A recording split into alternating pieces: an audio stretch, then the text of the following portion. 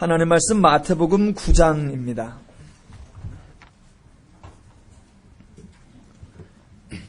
마태복음 9장 9절부터 17절까지입니다.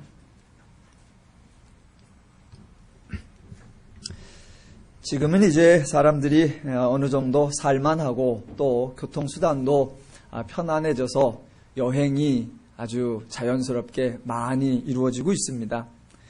그렇다고 해도 장기간에 걸쳐 먼 곳을 여행하는 것은 쉽지 않은 것 같습니다.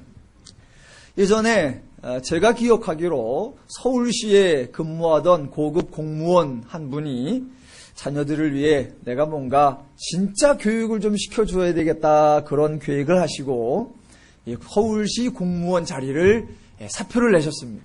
그리고 부인과 두 아이들을 데리고 1년간 해외 배낭여행을 가기로 해서 진짜로 출발을 했습니다. 그리고 갔다 와서 이제 1년간에 걸친 내용들을 여행기로 써서 책을 펼쳐냈는데 그 책을 읽어보고 참 재미있는 게 있었습니다. 그 책 중에 이런 얘기가 나옵니다. 처음에 여행을 시작하고 한 3, 4개월은 네 식구가 전부 다 흥분 그 자체였다는 겁니다. 어디든지 가는 곳마다 새롭고 놀라고 신기하고 재밌더랍니다. 그래서 정말 잘했다. 그래서 다음에 어디로 갈 것인가, 무슨 일이 일어날 것인가 그렇게 기대를 하면서 지냈답니다. 그런데 그런 생활을 한 4개월 정도 지나고 나서 결론이 났는데 그들이 내린 결론이 뭐냐면 사람 사는 곳은 다 똑같다 였습니다. 그 책에 그렇게 나옵니다. 그 영화 밀양이라는 그 영화에서도 그런 대사가 나옵니다. 여주인공이 밀양으로 이사를 가서 그 어떤 기사를 만나서 묻습니다. 밀양이란 어떤 곳입니까? 그랬더니 그 기사가 하는 말이 사람 사는데 다 똑같죠 뭐 라는 말이 또 나옵니다. 예, 사람 사는 거 다 똑같습니다. 영화나 소설, 드라마에서 뻔한 내용이 계속해서 반복되는 이유는 한편으로는 소재의 빈곤이기도 하지만 다른 한편으로는 세상의 삶이라는 게 마치 겉으로 보기에는 상당히 독특하고 다양한 것 같지만 결국은 거의 다 유사한 것이다 라는 것을 보여주는 것이라고 생각을 합니다. 예, 그렇습니다. 그런데 사람들은 성경이 어렵다고 생각을 합니다. 제가 단언코 말하는데 성경은 절대로 어렵지 않습니다. 성경은 무지하게 쉽습니다. 성경에 나오는 스토리, 성경에 나오는 사건들 그거 맨날 뻔한 이야기입니다. 사람들이 살아가면서 만나는 늘상 그렇고 그런 이야기가 등장합니다. 만약에 성경이 어렵다고 느낀다면 그것은 놀랍고 신기하고 희한하고 새로운 사건들이 있기 때문이 아닙니다. 그 사건들 속에 그 사건들이 가지고 있는 차원이 인간의 사고방식이 아닌 하나님의 사고방식, 하나님의 원리를 담고 있기 때문에 어렵다고 느낄 뿐입니다. 내용상 하나님의 원리라고 하는 측면이 어려운 것이지 형식상으로 드러나는 사건의 양상으로 보면 언제나 인간의 늘삶 속에서 나타나는 그런 일들입니다. 자, 저희가 지금 마태복음을 해오고 있는데요. 지금 이제 9장입니다. 마태복음 5장, 6장, 7장에서 산상수훈이 나오고 8장, 9장을 지나가면서 여러 사건들, 여러 등장인물들이 나오는데 왜 이런 등장인물들이 나오고 왜 이런 사건들이 나올까? 그거 이해하는 거 무지하게 쉽습니다. 왜 8장과 9장과 10장에서 이런 이야기들이, 이런 등장인물들이, 이런 사건들이, 이런 내용이 전개되는가?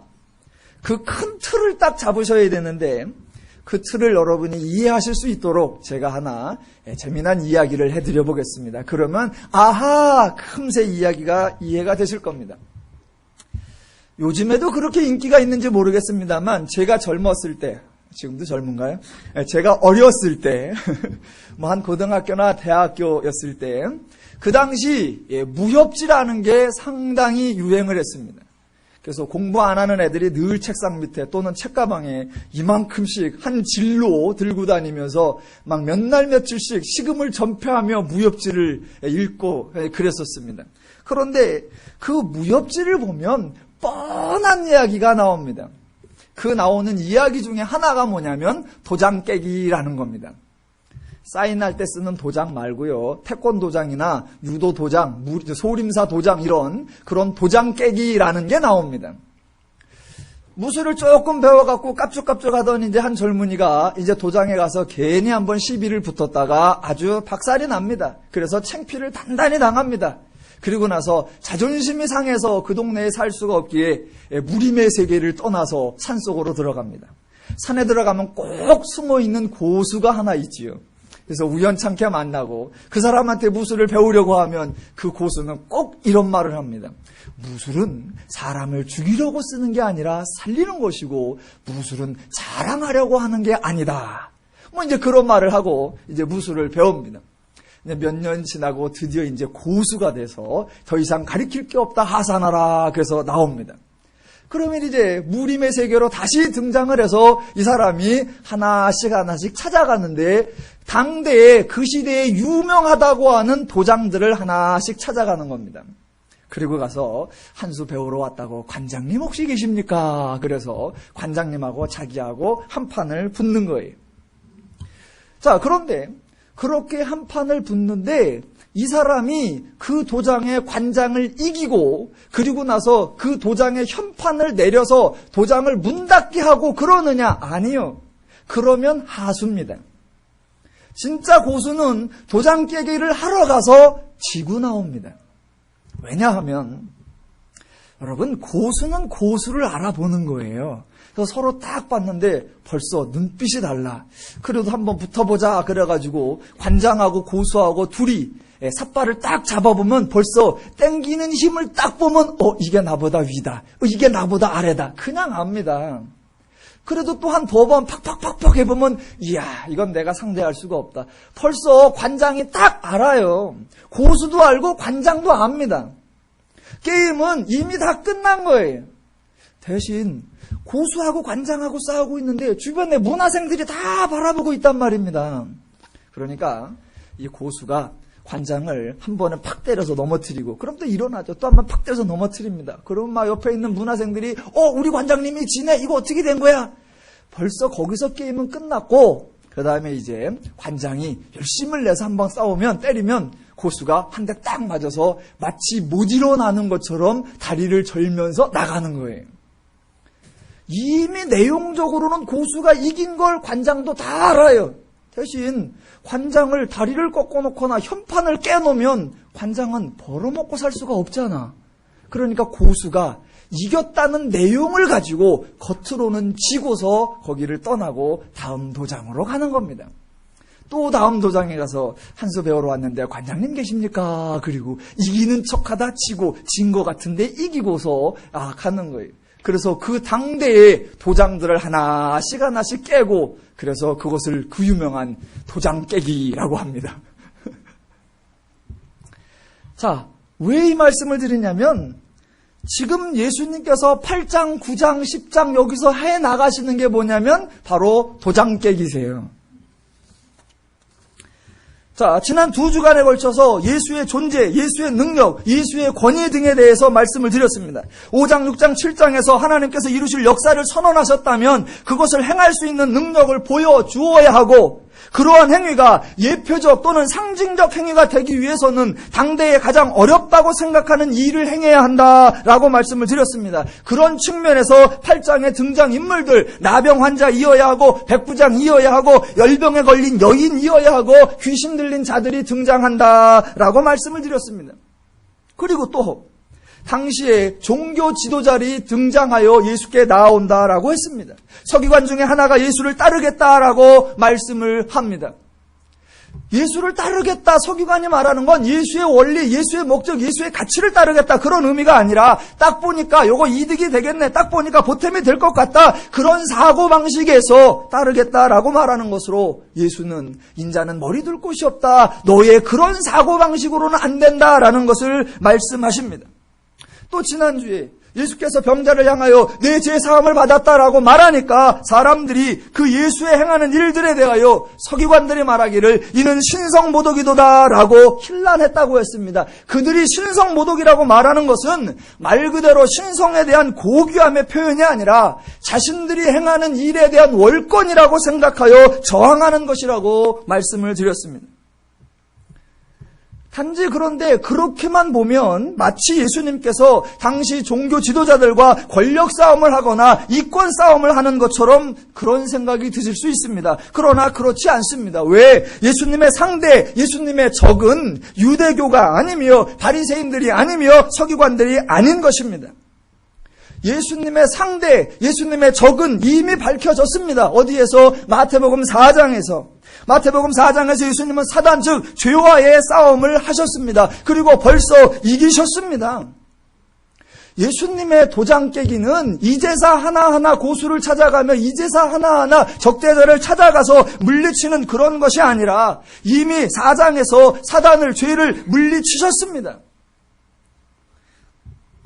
그랬는데 그 사단의 방식, 죄의 사고방식이 사람들 속에 어떻게 내재되어 있으며 사람들 속에 어떻게 형식화되어 있으며 사람들 속에 어떻게 원리화되어 있고 어떤 가치로 어떤 방식으로 실제적으로 구체적으로 어떤 예들 속에 그런 것들이 담겨져 있는가 그것을 보여주면서 사단의 방식이 이미 깨어졌고 하나님의 방식과 죄의 방식이 어떻게 다른가를 실제적 예들을 통해서 하나하나 보여주는 것, 그것이 바로 8장 이하에 전개되는 사건입니다. 사단을 이겼다, 죄를 이겼다라고 말하면 사람들은 그 말이 뭔 말인지를 못 알아듣습니다. 그래서 죄적 사고방식의 구체적, 실제적 예들을 통해 하나님의 원리와 죄의 원리의 차별점을 하나님께서, 즉 예수님께서 설명해 나가시는 작업이 8장, 9장인 겁니다. 그 중에 오늘 또 두 가지를 한번 살펴보겠습니다. 11절 보겠습니다. 예수께서 마태의 집에서 앉아 음식을 잡수실 때에 많은 세리와 죄인들이 와서 예수와 그의 제자들과 함께 앉았더니 바리새인들이 보고 그의 제자들에게 이르되 어찌하여 너희 선생은 세리와 죄인들과 함께 잡수시느냐. 지금 이 바리새인들의 질문의 포인트가 뭡니까? 왜 먹느냐 먹지 않느냐 그런 겁니까? 그렇지 않습니다. 바리새인들의 질문에 핵심되는 단어에 여러분이 밑줄을 근다라고 하면 어디다 그어야 하겠습니까? 예, 핵심 단어에 밑줄을 긋는다라고 하면 세리와 죄인들과 함께라는 말에 밑줄을 그어야 합니다. 저들이 문제 삼는 건 먹느냐 먹지 않느냐 그것이 아니라 누구와 함께라고 하는 것입니다. 즉 종교를 생각할 때에 종교가 누구를 위한 것이냐라고 하는 문제인 것입니다. 바리새인들에게 있어서 종교는 세리와 죄인들에게 해당되는 것이 아니었습니다. 왜 이런 질문을 했냐면 좋다, 너희가 지금 스승이라고 따라다니고 너희를 가리킨다라고 하는 그 스승이 너희 말대로 또는 그의 말대로 그리스도로서 하늘로부터 온 메시아라고 생각을 해보자. 만약 그가 메시아고 만약 그가 그리스도라고 하면 왜 메시아가, 왜 그리스도가 세리와 죄인들과 함께 하느냐라는 말입니다. 만약 그리스도라면, 만약 메시아라면 당연히 거룩하고 의로운 자들과 함께 해야 되는 것이 아니냐라는 겁니다. 저들의 생각에는 종교란 연약한 인간을 위해 도와주는 종교가 아니라 잘난 자들을 위해 주는 것이라고 생각을 하고 있는 겁니다. 저들의 생각에 종교는 할 수 없는 인간을 도와주는 것이 아니라 할 수 있는 인간에게 상을 주는 것이라고 생각을 하고 있단 말입니다. 종교와 세상 사람들이 만들어낸 종교와 성경이 제시하는 신앙의 가장 큰 차이점은 종교가, 신앙이 누구를 위한 것이냐라는 것입니다. 즉 종교의 대상성에 관한 겁니다. 이 전제, 종교가 누구를 위하느냐라고 하는 이 전제가 종교의 모든 내용을 결정해버립니다. 만약 종교가 하나님을 위한 것이다 라고 하면 모든 것은 하나님을 위해 맞추어져야 하지만 반대로 만약 종교가 인간을 위한 것이다 라고 하면 모든 것은 인간을 위해 맞추어져야 하는 겁니다. 지금 예수는 종교는 인간을 위한 것이다 라고 선언을 하는 것입니다. 너희 선생은 어찌하여 세리와 죄인들과 함께 먹느냐라는 그런 질문에 저들의 심리를 극명하게 드러내주는 것이 바로 예수님의 대답입니다.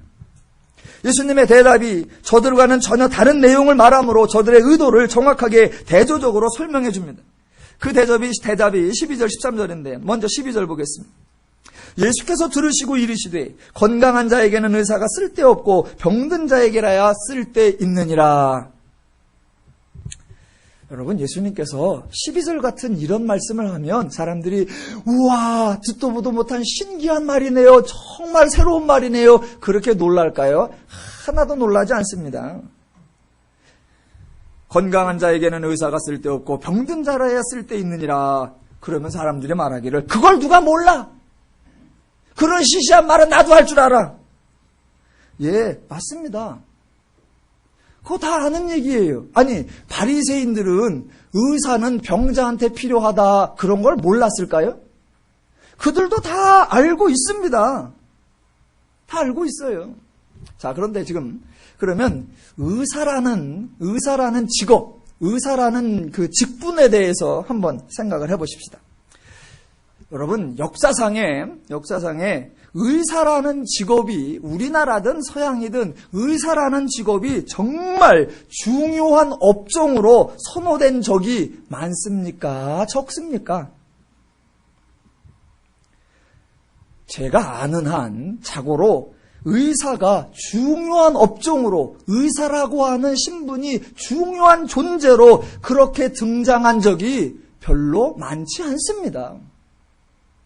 의사라는 건 정말 중요한 일이고 의사라는 사람은 정말 중요한 사람들이야 라고 대접을 받아온 적이 별로 없습니다. 물론 지금은, 오늘날에는 의사라고 하는 직종이 아주 선망의 대상입니다. 왜 선망의 대상이냐? 인간의 생명을 다루는 중요한 일을 하기 때문에, 그 역할 자체의 중요성 때문에 의사라고 하는 직종이 선호되고 있느냐? 그렇지 않습니다. 죄송스럽지만 단지 돈을 많이 또는 잘 벌 수 있기 때문입니다. 그래서 돈 잘 버는 업종, 그래서 설문조사를 하면 의사라는 게 아주 탑순위에 올라갑니다. 그러나 유력한 인사라는 쪽에 설문조사를 하면 의사는 별로 들어가지 않습니다. 자, 의사가 인간의 생명을 다루는 정말로 소중한 일을 감당함에도 불구하고 역사상에 왜 의사가 중요한 위치를 차지하지 못했느냐? 의사의 중요성을 모르기 때문일까요? 그렇지 않습니다. 그러면 왜 그 중요성을, 그 위치를 차지하지 못하느냐? 이유는 간단합니다. 이유는 나는 건강하기 때문입니다. 여러분, 자신들이 건강한 사람은 본질적으로 의사가 필요하지 않습니다. 필수적인 게 아니에요. 다만 자신이 약해졌을 때만 잠시 동안만 필요한 거예요. 그러니 의사라고 하는 그 일이 중요도에서 밀릴 수밖에 없는 것입니다. 자, 지금 예수님은 의사라고 하는 것이 중요하지 않다거나 또는 의사라고 하는 것이 정말 중요하거나 또는 예수님의 말씀이 바리새인들이 못 들어본 전혀 새로운 이런 말이 아니라 지독히 평범한 말입니다. 건강한 자에게는 의사가 쓸데없고 병든 자에게 쓸데있느니라. 그런데 왜 이 말씀을 하냐면 예수는 의사의 중요성을 강조하려는 것이 아니라 너희가 병자라고 하는 사실을 알아야 된다라는 말입니다. 사람들은 메시아가 누구냐라는 그런 일에 관심을 가졌습니다. 그러나 예수님은 메시아가 누구를 위하느냐라는 일에 관심을 갖고 있는 겁니다. 의사가 병든 자에게 소용이 있다. 다 알지요. 그런데 그건 남 얘기처럼 생각한단 말입니다. 왜? 내가 아픈 사람이 아니니까. 그런데 예수님은 지금 네가 아픈 사람이라고 하면 그렇게 의사의 중요성을 뒤로 놓을 수가 있겠느냐? 아니, 그건 절대적으로 필요한 것일 거다. 무슨 말이냐면 지금 왜 세리와 죄인들과 함께 하느냐라고 말할 때에 그리스도가 왔는데 그리스도가 누구를 위해서 왔느냐?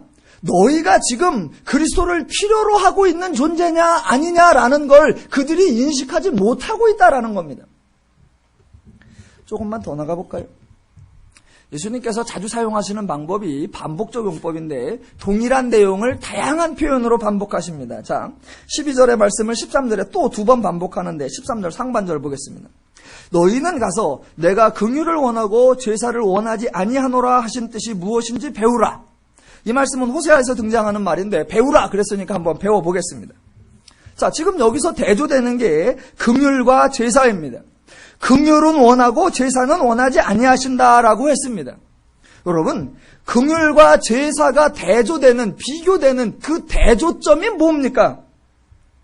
긍휼은 불쌍히 여기는 마음이고 제사는 형식적이다. 그래서 하나님은 진정한 마음을 원하는 것이지 형식적인 행동을 원하는 것이 아니다. 뭐 그런 말입니까? 그렇지 않습니다. 긍휼과 제사가 서로 대조되는 그 대조의 핵심 내용이 뭐냐면 누구를 위한 것이냐라는 겁니다.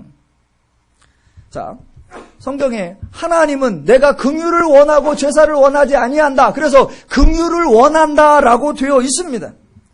하나님이 긍휼을 필요로 하십니까? 하나님이 긍휼을 원한다라고 말씀하시지만 하나님이 긍휼을 필요로 하냐고요?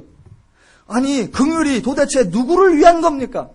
하나님이 내가 긍휼을 원한다라고 말씀하시니까 사람들에게 말하기를 야, 너희들 나 하나님을 향해 제발 긍휼을 베풀어 달라, 그런 의미일까요? 그렇지 않습니다. 하나님을 향해서는 아무런 긍휼도 필요하지 않습니다. 긍휼이 필요한 대상은 하나님이 아니라 연약한 인간입니다.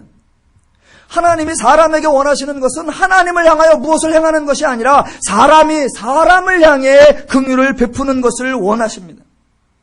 하나님은 인간에게서 아무것도 하나님 자신을 위해 행하는 어떤 것도 필요하지도 않고 원하지도 않습니다.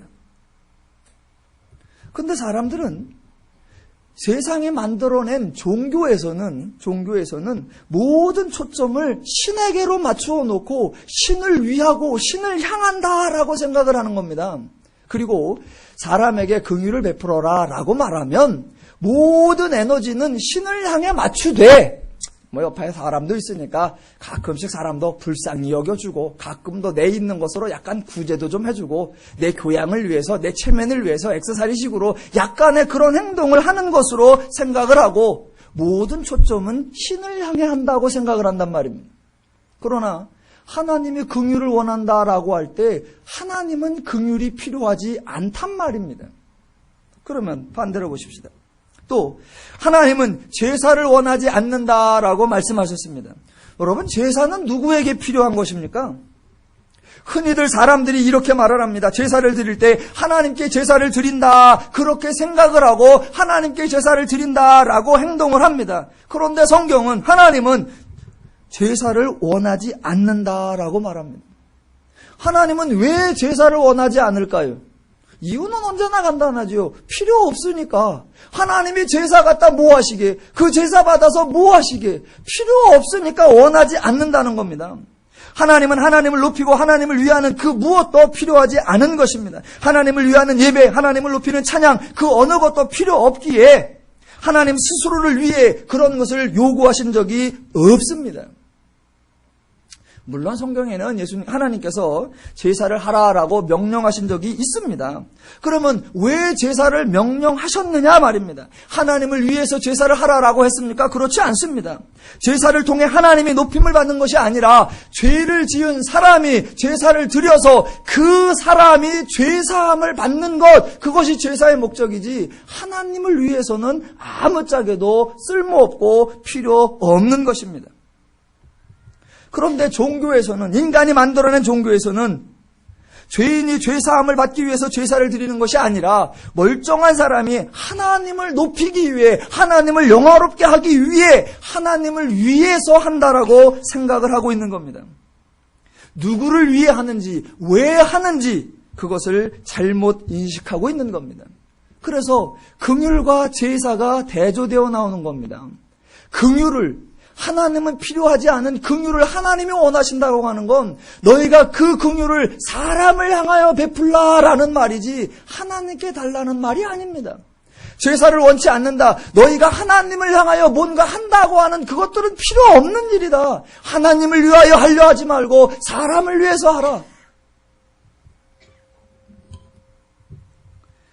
그 표현을 12절 표현대로 하면 이렇게 됩니다. 건강한 자에게는 의사가 쓸데없고 병든 자에게 쓸데있느니라. 하나님에게는 긍휼이 필요 없고 사람에게야 긍휼이 필요하느니라.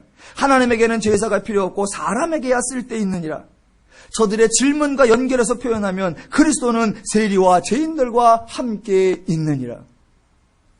그리스도가, 메시아가 누구를 위해서 왔는가?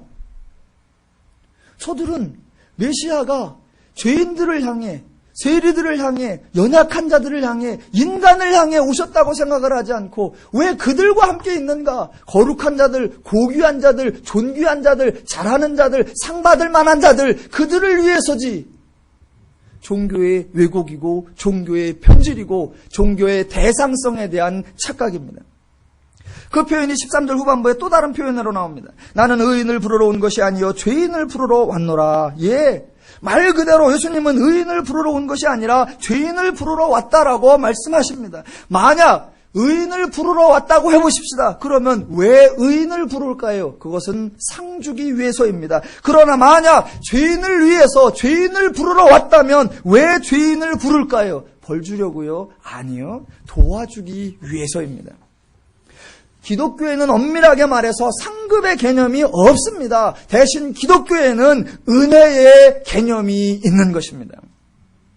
그러나 세상에 있는 종교의 특징은 은혜를 말하는 것이 아니라 언제나 상급을 말하는 겁니다. 왜 세상의 종교가 상급을 말하는 줄 압니까? 인간이 죄인이라는 생각을 안 하는 겁니다. 인간이 할 수 없다는 생각을 안 하는 겁니다. 기독교에서는 상급 대신에 은혜를 언급하는 거예요. 왜? 인간이 죄인이라는 것을 알기 때문에, 그 죄인에게 하나님이 베풀어 주셔야 한다는 것을 알기 때문에. 기독교가 상급, 면류관 이런 걸 언급하는 것은 기독교에 대한 엄청난 무지요 오해입니다. 기독교에서 가장 드러나는 대표적인 언어는 하나님의 은혜입니다. 저와 여러분이 하나님의 은혜를 받은 자입니다. 흔히들 예수님을 사회개혁가 또는 종교적 혁명가 등으로 소개하기도 합니다. 당시 유대교와 투쟁을 하였다 또는 바리새인들과 서기관들로 대변되는 당시 종교 지도자들과 갈등을 겪고 논쟁을 벌였다라고 말을 하기도 합니다. 다 틀린 말입니다. 예수님은 종교적 갈등이나 권력 갈등을 벌인 적이 없습니다. 왜냐하면 본질적 차이가 나는데, 지난주에 말씀드렸죠. 모욕이니 굴욕이니 존경이니 위험이니 이런 건 동등 수준에서나 말하는 것이지, 차원이 다르면 거기에는 갈등이 없고 차원이 다르면 투쟁이 없는 겁니다. 그런데 왜 예수님이 마치 논쟁을 하는 것처럼, 왜 싸우는 것처럼 말씀하시느냐? 너희들이 지금 그러한 사고방식을 가지고 있다. 죄적 가치, 죄적 기준, 죄적 원리, 죄적 사고방식을 갖고 있다라는 것 자체를 인식을 못하는 거예요. 그걸 깨주기 위해서 예수님께서 또 악역을 감당하시며 가르침을 주시는 겁니다. 그리스도라고 예수가 자신을 소개할 때 사람들은 그리스도와 메시아가 누구를 위한 것이냐라는 것에 대한 오해를 가졌단 말입니다.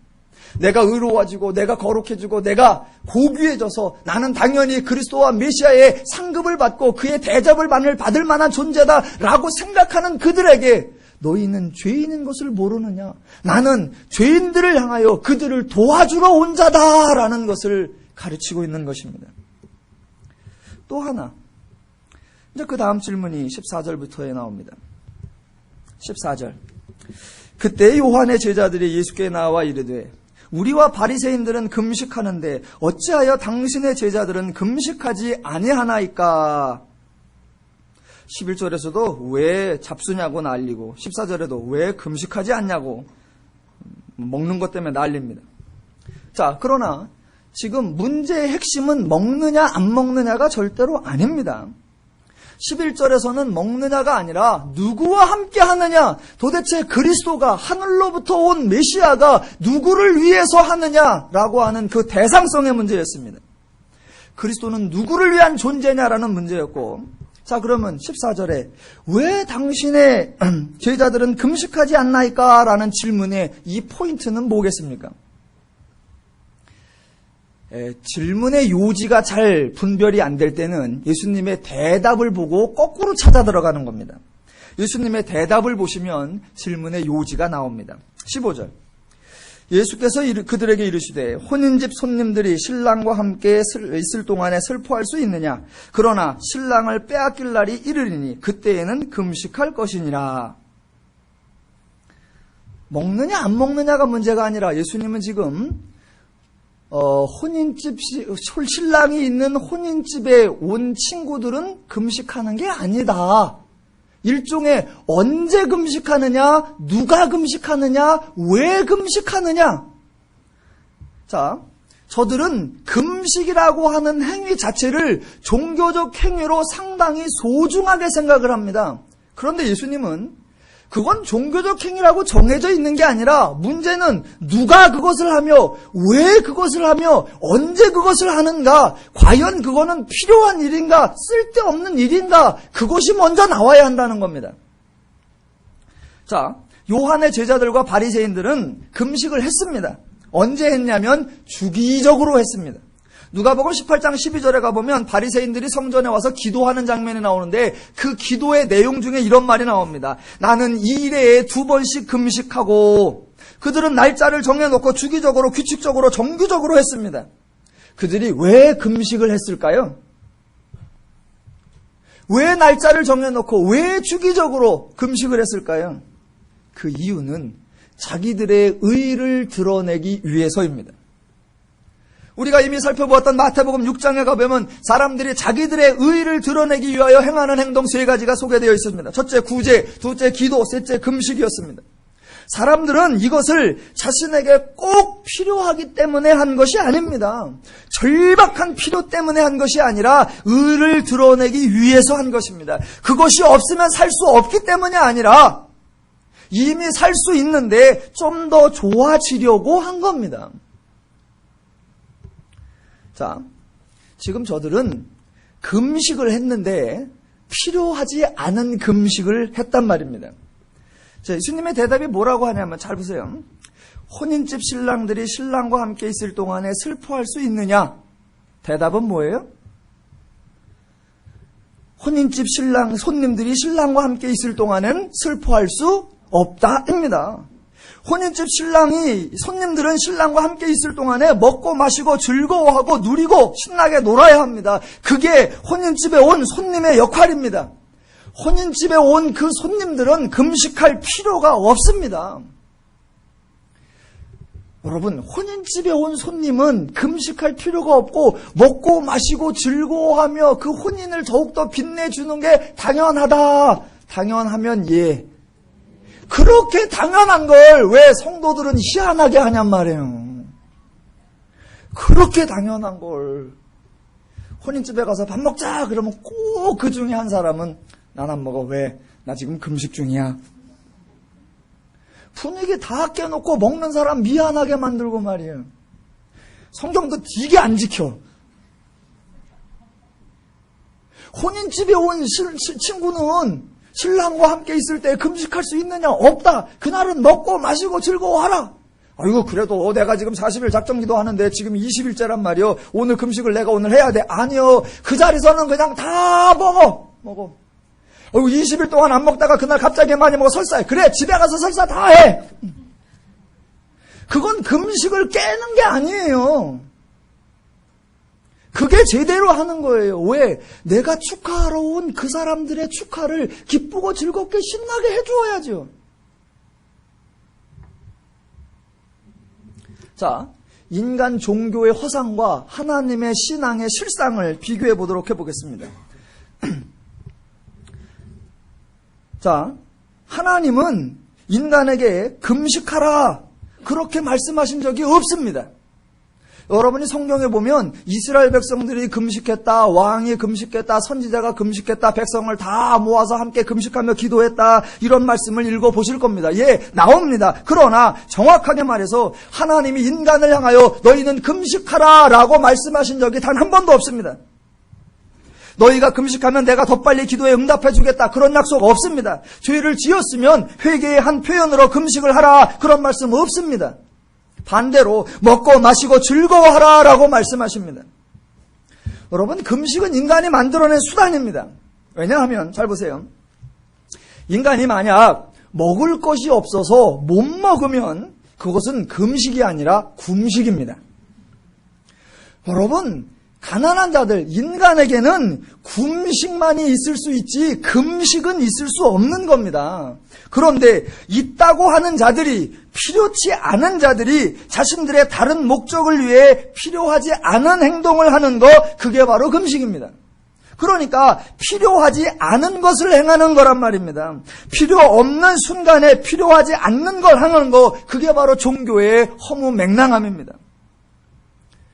하나님의 신앙은 가장 필요한 순간에 가장 필요한 사람이 가장 필요한 일을 하라라는 겁니다.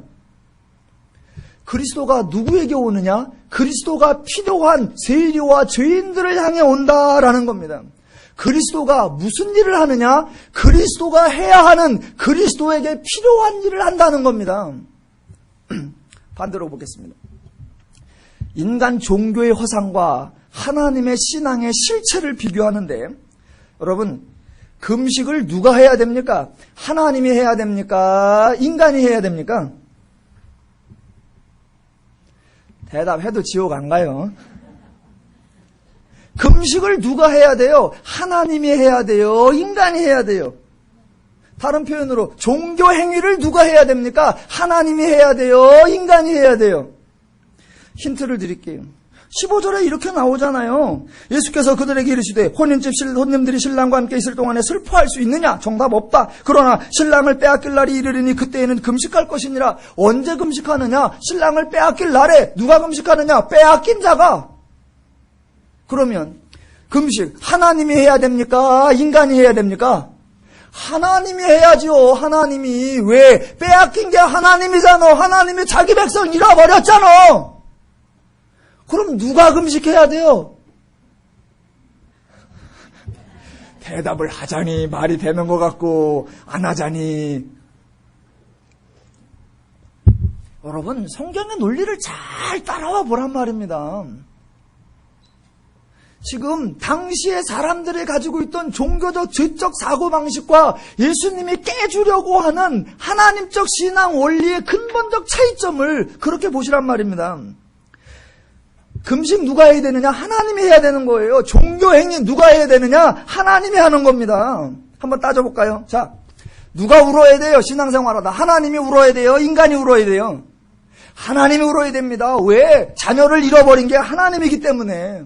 물론 인간이 자기네 주관자 되시는 하나님을 떠났죠. 그러나 인간은 자기가 떠나놓고도 자기가 뭘 떠났는지를 몰라. 그래서 인간은 울지 않습니다. 떠난 줄도 모르는데 뭘 울어. 그런데 하나님은 아시는 겁니다. 그래서 인간을 보고 안타까워하고 민망하고 긍휼히 여기고 불쌍히 여겨서 하나님이 우시는 겁니다. 그래서 하나님이 그렇게 우셨습니다. 여러분, 누가 일해야 합니까? 하나님이 일하고 충성해야 합니까? 인간이 일하고 충성해야 합니까? 하나님이 일하고 충성해야 합니다. 왜? 하나님은 하실 수 있잖아요. 물론 문제에 빠진 당사자 인간입니다. 그런데 인간은 문제에 빠져놓고도 문제를 인식하지 못하고 인식한다 해도 벗어날 능력이 없단 말입니다. 그러나 하나님은 문제도 알고 해결할 능력도 있습니다. 그래서 당연히 하나님이 일하고, 하나님이 일하고 하나님이 충성하고 하나님이 헌신해야 하는 겁니다. 하나님은 그렇게 하셨습니다. 더 나가볼까요? 누가 기도해야 됩니까? 하나님이 기도해야 됩니까? 인간이 기도해야 됩니까? 지금 전부 다 속으로 점입가경이네. 저게 어디까지 가려고 저러나. 생각을 해보란 말입니다. 누가 기도해야 되느냐? 하나님이 기도해야 되나? 인간이 기도해야 되나? 여러분, 기도요, 하나님이 인간에게 더 많이 합니다. 한번 예를 들어 봅시다.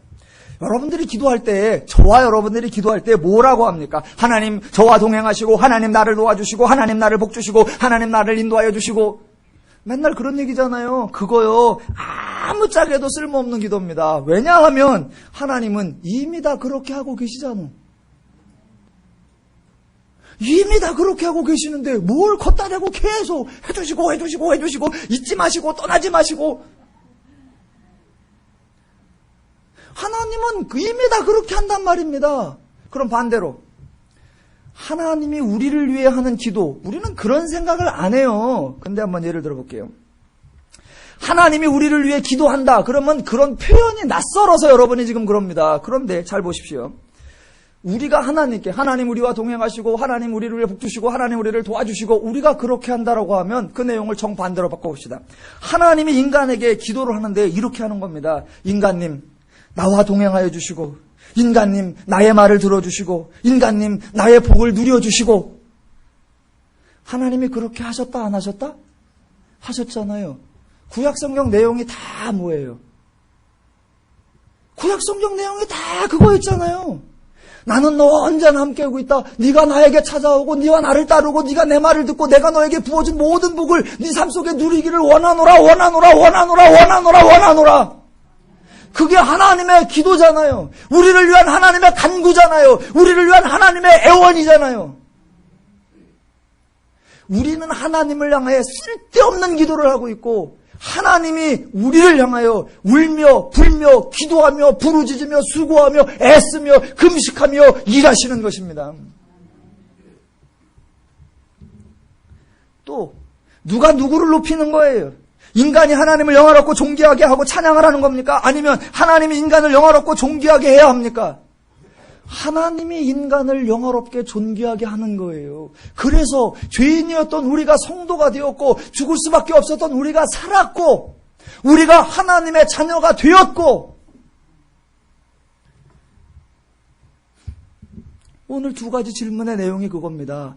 도대체 그리스도는, 하나님은 누구를 위한 거냐라고 할 때 죄인을 위한 거고, 신앙행위, 종교행위 누가 하는 거냐? 인간이 하나님을 위해 하는 거냐? 하나님이 인간을 위해 하는 거냐? 그리스도는 하나님이 인간을 위해 오셔서 하나님이 인간을 위해 행하시는 것이다. 이게 기독교의 실체입니다. 예수님의 대답은 필요성에 관한 것이었습니다. 종교의 본질이 뭐냐? 필요한 곳에서 필요한 것을 행하지 않고 필요치 않은 곳에서 필요 없는 것을 행하고 있는 거, 그게 종교의 본질입니다. 이 말을 들으면 사람들은 제 말을 어이없게 생각합니다. 이런 얼빠진 놈아. 야, 세상에 필요 없는 일을 하는 사람이 어딨냐? 다 필요하니까 하지. 예, 맞습니다. 다 필요하기 때문에 합니다. 그런데 그게 정말로 필요한 거냐라고 하는 그 분별이 떨어진단 말입니다. 하나님은 우리에게 그렇게 말하는 겁니다. 너희는 인간이 죄인이라는 것을 모르고 있고, 너희는 종교가 인간을 위해 필요하다는 것을 모르고 있고, 너희는 그리스도가 죄인들을 위해 왔다는 것을 모르고 있고, 종교 행위들은 인간이 하나님을 위해 행하는 것이 아니라 하나님이 인간을 위해 행해 주신 것이라는 걸 모르고 있다라는 걸 알려주시는 겁니다. 그 두 가지의 죄적 사고방식에 의한 종교적 행위들과 작태들을 하나님적 사고방식으로 전혀 새롭게 깨주시고, 그 요약이 16, 17절에 나옵니다. 16절과 17절은 똑같은 표현이 두 번 반복되는 겁니다. 그런데 사람들은 17절만 기억을 하죠. 16절. 생배 조각을 낡은 옷에 붙이는 자가 없나니 이는 기운 것이 그 옷을 당기어 헤어짐이 더하게 되며, 본문에는 없지만 끝에 하나를 첨부하게 되면 생배 조각을 낡은 옷에 붙이는 자가 없나니 이는 기운 것이 그 옷을 당기어 헤어짐이 더하게 된다. 생배로는 새 옷을 지어야 둘이 다 보존되느니라.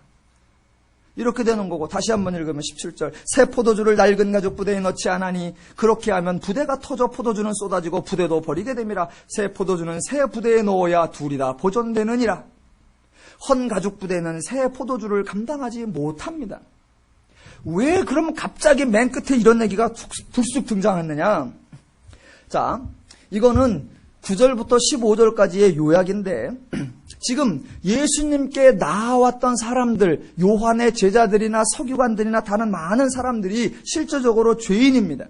그들이 죄인인데 본문의 표현대로 하면 그게 낡은 옷이요 헌 가죽 부대입니다. 그들이 가지고 있던 생각, 사고, 행습, 가치, 기준, 그런 것들이 있습니다. 그게 낡은 천이요, 그들이 헌 포도주입니다.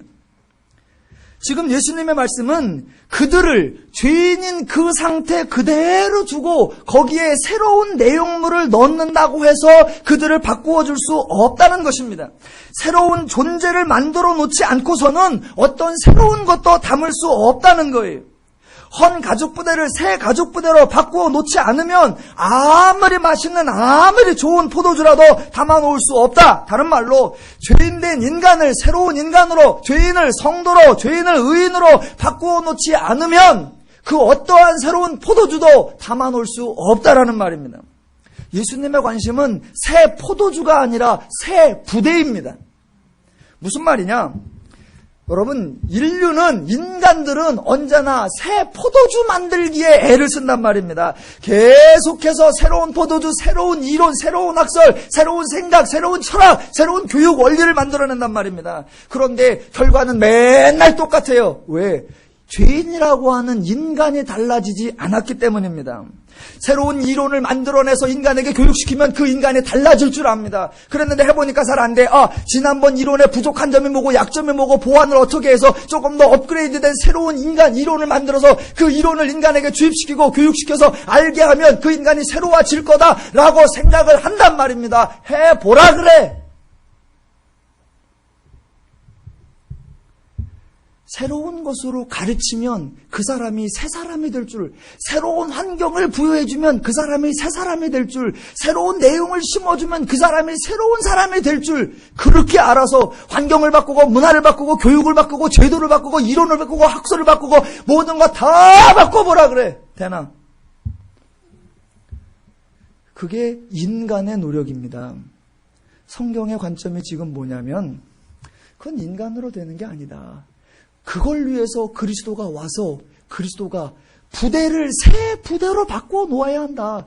인간을 새로운 존재로, 죄인을 의인으로, 죄인을 성도로 바꿔 놓아 새로운 사람, 새로운 존재, 새로운 인간, 새로운 옷을 입은 자로 만들어 놓아야 한다. 그 새로운 사람에게 거기에 하나님의 원리, 하나님의 기준, 하나님의 가치를 집어넣어야 새로운 사람이 새로운 원리를 이해하고 새로운 삶을 살아갈 수 있는 거다라는 말입니다.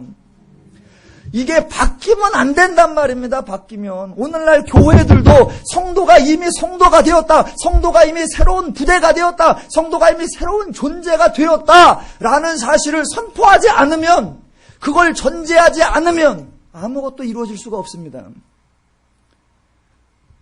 지금 혹시 나는 새 부대요, 흠부대요. 예수께서 저와 여러분을 새 부대로 만들어 놓으셨습니다.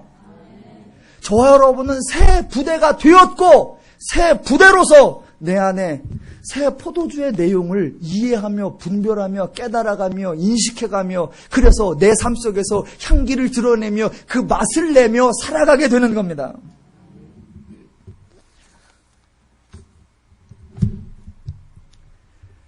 교회의, 복음의, 기독교의 방법론과 내용과 순서들이 많이 틀려 있습니다. 저와 여러분이 성도가 되었다, 새 부대가 되었다, 나는 하나님의 사람이 되었다, 성령이 내 안에 내주하였다, 그것을 인식하지 못하면 새 포도주에 대한 내용은 전혀 깨달을 수가 없고 저와 여러분 속에 적용해낼 수 없습니다. 말씀을 통하여 여러분을 새 사람 만들고 말씀을 통하여 새롭게 되는 게 아니라 새로워진 자가 하나님으로 인하여 새로워진 저와 여러분이 그 하나님의 말씀을 실제 삶 속에 새롭게 적용하며 구현하며 누리며 살아가는 겁니다. 새 부대 되신 여러분께서 여러분에게 내주되어 있는 새 포도주의 참 의미를 잘 분별하셔서 성도답게 하나님의 자녀답게 주어진 은혜의 복된 삶을 날마다 구현하며 누리며 사시기를 주님의 이름으로 축원합니다. 기도하겠습니다.